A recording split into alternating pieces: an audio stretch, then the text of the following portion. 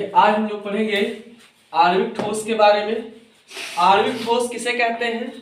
तो एक चीज हमको पता है आपको कि कोई भी जो क्रिस्टलीय ठोस होता है वो बेसिक किससे बनकर मिलकर बना होता है?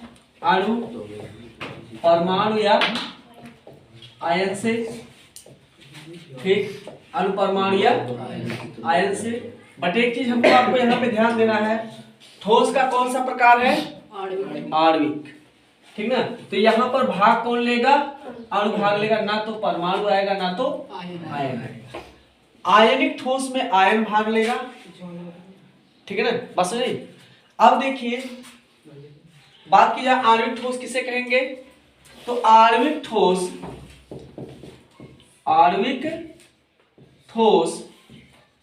के निर्माण में अणु भाग लेते हैं। निर्माण में अणु भाग लेते हैं। कोई दिक्कत नहीं ना? हाँ, और इसमें जो है सहसंयोजी बंध पाया जाता है। कौन सा? सहसंयोजी, जिसमें सहसंयोजी बंध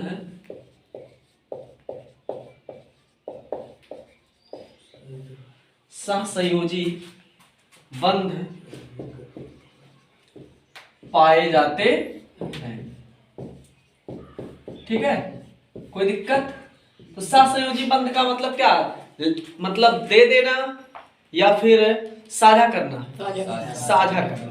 तो जहां पर साझा होगा, ठीक, जहां पर साझा होगा वहां पर किसी तरह का आवेश जनरेट होगा, मतलब किसी तरह का प्लस या माइनस पाया जाएगा नहीं। जैसे मान लेते हैं Na और Cl, यहाँ Na पे प्लस और Cl पे, तो ये आवेश युक्त है। ये कौन से हैं? आवेश युक्त है। अगर बात की जाए Cl2, तो क्लोरीन और क्लोरीन के बीच जो साझा हो गया। ठीक, तो यहाँ पर जो है Na एक इलेक्ट्रॉन दे देगा Cl को, यहाँ पर बोलेंगे ध्रुवीय हो गया। यहाँ पर कौन सा हो गया? ध्रुव। ध्रुव का मतलब जहाँ पे प्लस और माइनस जनरेट होगा उसको हम क्या बोलेंगे? ध्रुवीय। और जहां पर प्लस व माइनस नहीं जनरेट होगा उसको हम क्या बोलेंगे? अध्रुवीय। तो Cl2 कौन सी अवस्था? ध्रुवीय कि अध्रुवीय? अध्रुवीय, क्योंकि यहाँ पर प्लस और माइनस की कंडीशन नहीं आ रही है। एक एक इलेक्ट्रॉन दोनों में कम है, दोनों क्या किए? साझा कर लिए। तो जब तक प्लस और माइनस दोनों नहीं पाया जाएगा तब तक हम उसको ध्रुवीय में काउंट नहीं करेंगे। बात समझे? अब एक चीज बताइए, इतना हमको आपको पता है कि प्लस और माइनस एक दूसरे से बहुत प्रबल बंधों के द्वारा जुड़े होते हैं कि कमजोर? प्रबल।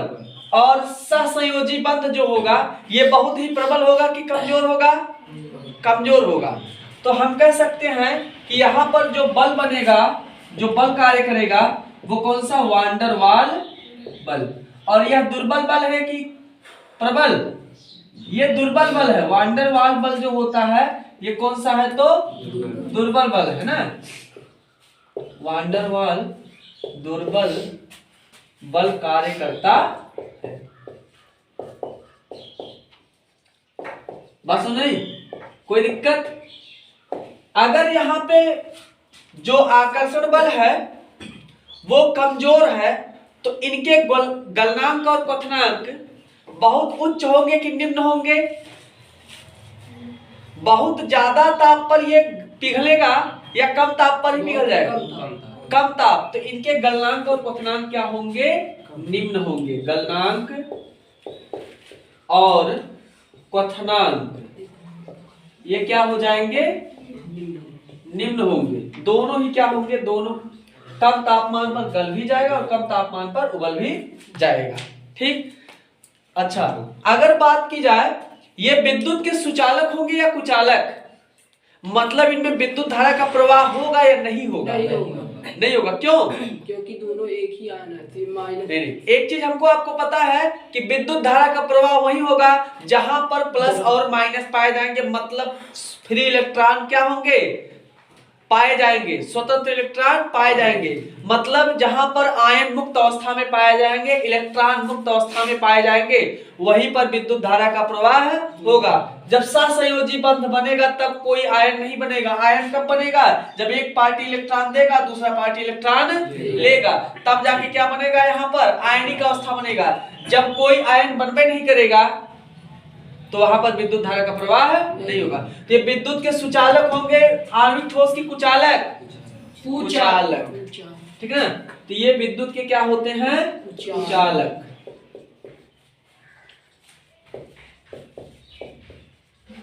कोई दिक्कत नहीं ना। तो ये जो है कुछ आणविक ठोस की विशेषता है, इतना आप लोग बना लीजिए, फिर जो है आगे बढ़ते हैं। बनाइए इसको। तो पेड़ लगाया गया। अब एक चीज ध्यान दीजिएगा, इतना तो हो गया, ठीक। अब यहाँ पे हम एक चीज देखेंगे कि मतलब जो आणविक ठोस होते हैं वो एक दूसरे के साथ कैसे जुड़े होते हैं। तो एक चीज ये बताइए, परमाणु और परमाणु मिलकर क्या बनाएंगे?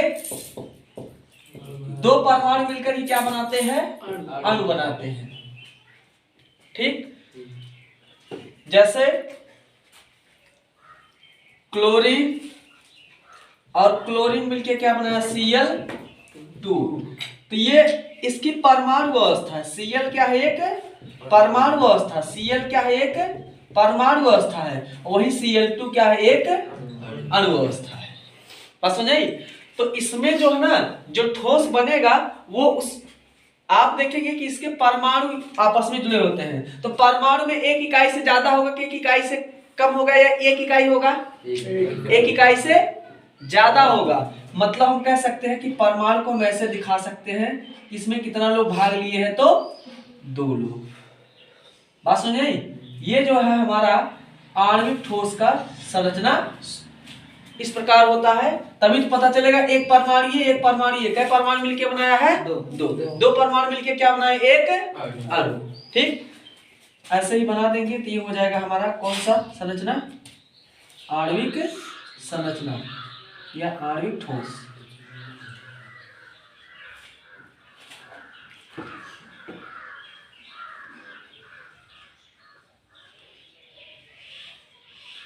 तो ये हो गया हमारा आणविक ठोस। कोई दिक्कत यहां तक नहीं ना। अब हम लोग पढ़ेंगे आणविक ठोस के प्रकार। तो आणविक ठोस जो 3 प्रकार का होता है: अध्रुवीय आणविक ठोस, ध्रुवीय आणविक ठोस और हाइड्रोजन आबंधित आणविक ठोस। एक एक के बारे में पढ़ेंगे।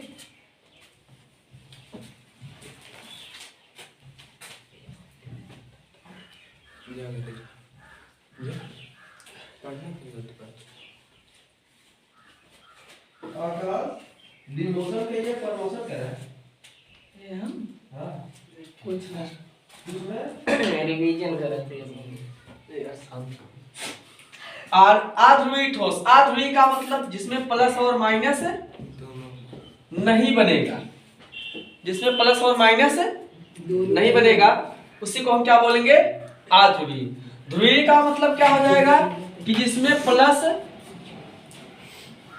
और माइनस दोनों प्रकार के जो है चार्ज बनेंगे, उसको हम क्या बोलेंगे? ध्रुवीय, ठीक। और हाइड्रोजन आबंधित का मतलब जिसमें हाइड्रोजन जरूर भाग लेगा, चाहे कोई आए चाहे ना आए, ठीक। तो एक तरीके से हम कह सकते हैं अगर हाइड्रोजन भाग लेगा तो हाइड्रोजन कौन सा क्वालिटी दिखाता है? मतलब ध्रुवीय वाला या अध्रुवीय वाला? ध्रुवीय वाला। तो हम कह सकते हैं इसमें जो है हाइड्रोजन भाग लेता है, लेकिन यह है एक तरीके से ध्रुवीय संरचना को भी प्रदर्शित करता है। क्यों? क्योंकि यहाँ पे मान लीजिए हम NH3 ले लेंगे, अगर NH3 तो नाइट्रोजन तो माइनस वाला है और हाइड्रोजन प्लस वाला। तो हाइड्रोजन आबंधित जो ठोस होते हैं ये भी जो है कुछ हद तक जो होता है ध्रुवीय आणविक ठोस के समान होते हैं, कुछ हद तक, बहुत ज्यादा नहीं। क्यों? क्योंकि इसमें प्लस माइनस दोनों है, इसमें भी प्लस और माइनस दोनों। क्योंकि हाइड्रोजन पर कौन सा चार्ज पाया जाता है? प्लस। और अगली पार्टी जो आएगी इसके साथ वो कौन सी होगी? माइनस वाली, ठीक। अब यहाँ पर अध्रुवीय आणविक ठोस को हम लोग पढ़ेंगे। तो जैसे मान लेते हैं Cl2, I2, ठीक। अब यहाँ पे क्लोरीन और क्लोरीन, तो क्लोरीन के बाह्यतम कोष में कई इलेक्ट्रॉन?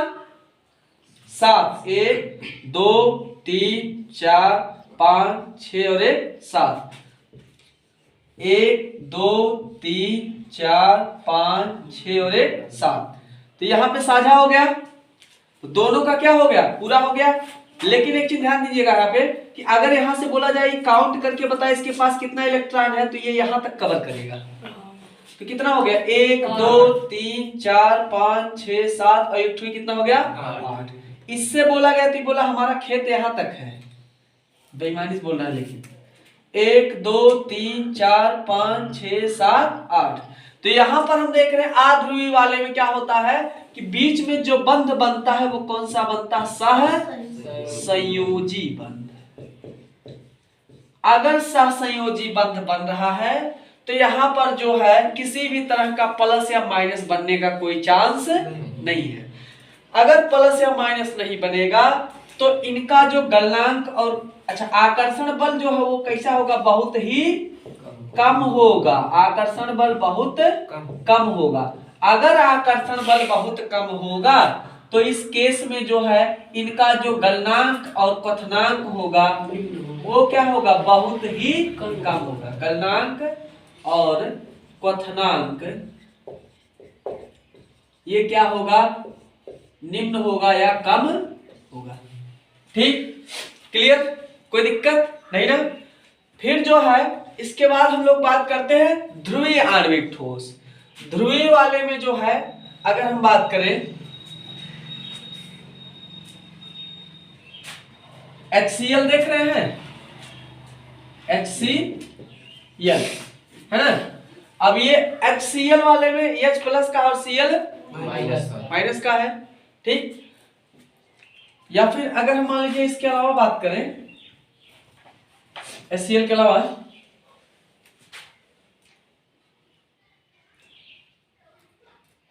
Dry ice.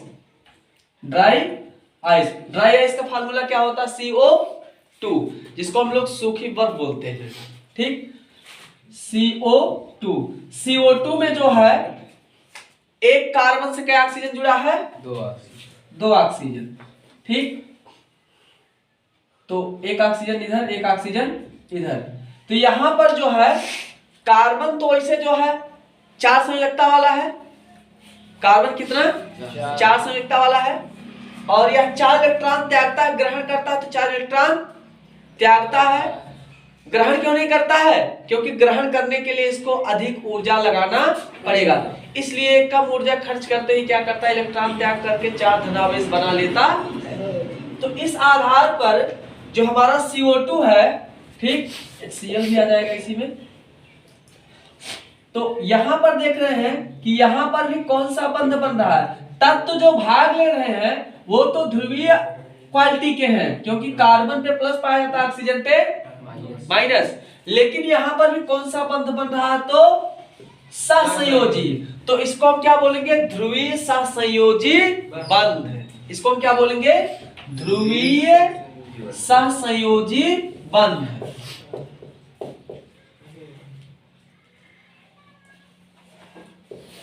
ध्रुवीय सहसंयोजी क्यों बोलेंगे,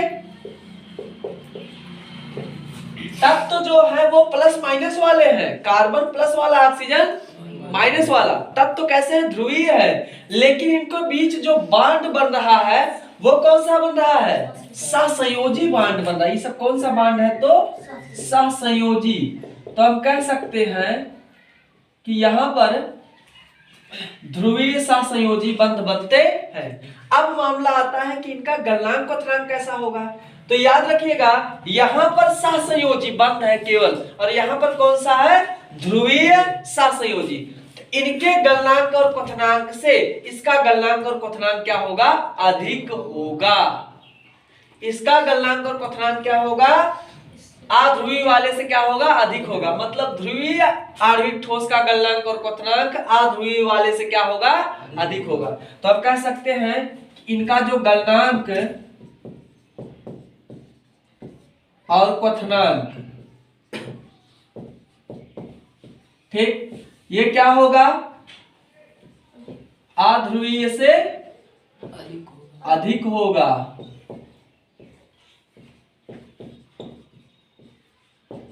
बात सुन रही?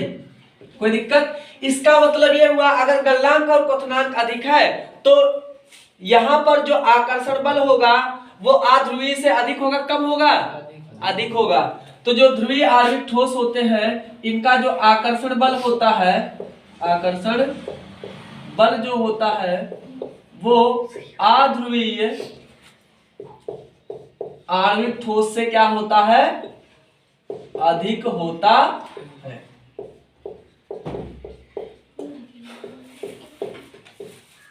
बात समझेगी? समझाई? कोई दिक्कत यहां तक नहीं ना? अब आता है तीसरा वाला, हाइड्रोजन आबंधित आणविक ठोस। इसमें हमारा क्या आ जाएगा? NH3 है ना? NH3 और मान लेते हैं इसमें आ जाएगा हमारा H2O भी आ जाएगा, H2O जल। तो सीधा सीधा ये है कि जिसमें जो है कौन पार्टिसिपेट करेगा डायरेक्टली? हाइड्रोजन परमाणु के बंध। ठीक, तो इसको हम क्या बोलेंगे? हाइड्रोजन आबंधित आणविक ठोस। ध्यान दीजिएगा कि इसका जो आकर्षण बल होगा वो ध्रुवीय और अध्रुवीय दोनों से क्या होगा? अधिक होगा। दोनों से क्या होगा? अधिक होगा। ध्रुवीय और अध्रुवीय दोनों प्रकार के ठोसों से क्या होगा? अधिक होगा। और अगर आकर्षण बल अधिक होगा तो इनका जो गलनांक और क्वथनांक होगा वो भी क्या होगा? दोनों से कम होगा, ज्यादा होगा? ज्यादा होगा। तो इनका जो गलनांक और क्वथनांक होता है वो भी क्या हो जाएगा? दोनों से अधिक होगा। बात समझेगी? समझाई? कोई दिक्कत नहीं ना? तो हम कह सकते हैं तीनों में अगर तुलनात्मक बात की जाए, सबसे कम गलनांक क्वथनांक किसका? तो सबसे ज्यादा तो हाइड्रोजन आबंधित का। मीडियम वाला किसका? तो ध्रुवीय। ठीक, ध्रुवीय का गलनांक जो है और क्वथनांक किससे अधिक होगा, किससे कम होगा? तो ध्रुवीय आणविक ठोस का गलनांक और क्वथनांक जो है अध्रुवीय से अधिक होगा, लेकिन हाइड्रोजन आबंधित वाले से कम होगा। ठीक, और अगर बात की जाए ध्रुवीय आणविक ठोस का गलनांक और क्वथनांक के तुलना में किसका गलनांक अधिक होगा, किसका गलनांक कम होगा? तो अध्रुवीय ठोस की तुलना में जो ध्रुवीय ठोस की तुलना में अध्रुवीय ठोस का जो गलनांक और क्वथनांक होगा ये कम होगा, जबकि हाइड्रोजन आबंधित आणविक ठोसों का जो गलनांक और क्वथनांक होगा वो क्या होगा? अधिक होगा। ठीक, आकर्षण बल की बात करें तो इसमें जो है केवल सहसंयोजी बंध कार्य करता है, इसमें ध्रुवीय सहसंयोजी और इसमें जो है हाइड्रोजन बंध कार्य करता है। ठीक ना? और इसमें जो बांड कार्य करते हैं वो एक तरीके से ध्रुवीय आणविक ठोस के जैसा व्यवहार करते हैं, इसलिए इनका जो आकर्षण बल होता है वो सबसे अधिक होता है। बात समझ आई? कोई दिक्कत? उतार लीजिए।